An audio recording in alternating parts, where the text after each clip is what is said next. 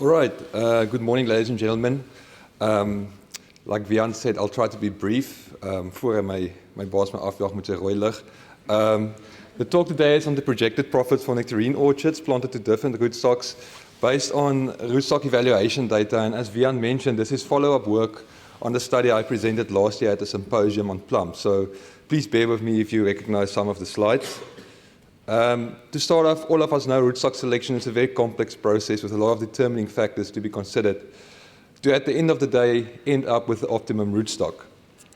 But sometimes what can happen is throughout the selection process, there's a mistake with one of those parameters, and you end up with the second or third best option rootstock for your specific site without necessarily knowing or considering the long-term effects or benefit your decision can have.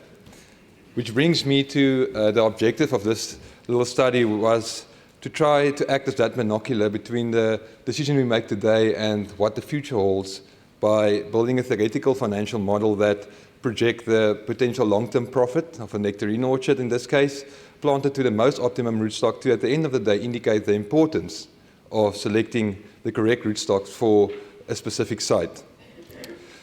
In terms of this expansion of the study, we looked at nectarines, two industry nectarine rootstock trials, one alpine orchard and one Arctic star orchard.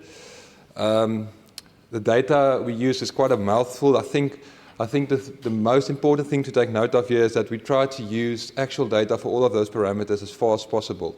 And where not, we supplemented it with industry figures and industry averages. And then obviously with a study like this, there's some financial assumptions that we also have to incorporate. As you could see, we did this study last year with that prime, so there's a few changes that happened over the past few months. And yeah, if you look at the results, first up is the alpine orchard in Bonneville. The three characteristics to take note of here that it was a calcareous sandy soil, high number of ring nematodes, and then the orchard details is the same for both sites. It's 4 by 2 meters with 2-liter in-row training system. And that's ultimately how the projection looked. Your y-axis, you have your cumulative profit, and your x-axis, the lifespan of the orchards, which we assumed is 20 years.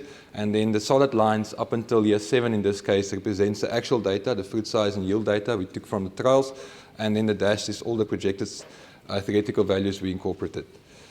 If we start off by looking at the establishment cost, there was really very little difference between the different rootstocks, with only a 7,000 Rand difference in the initial investment between the most expensive and or the cheapest option in this case. So really very little difference. If we move on to the break-even point, Atlas, Kadaman and Ghanem were first up in year 8, followed by Viking, GF and Philinum in year 9, and then lastly Kakamas being, the Sycamore Stoutkind in this case only got there by year 15. And then if we fast forward 20 years, looking at the cumulative profit, Kakamas came out last, which was to be expected as it doesn't tick one of those top boxes. GF was used as a standard for calcareous soils in this study, and it came out 5th with Viking in 4th place. That line could potentially be a bit lower due to its sensitivity to drought. So in terms, obviously, depending on the irrigation. And then lastly, looking at the top 3 in this case was Atlas, Kadaman and Ghanem. Very little difference in terms of performance between those 3, and all 3 of them reaching between 5 and 5.5 million cumulative profit at the end of the day.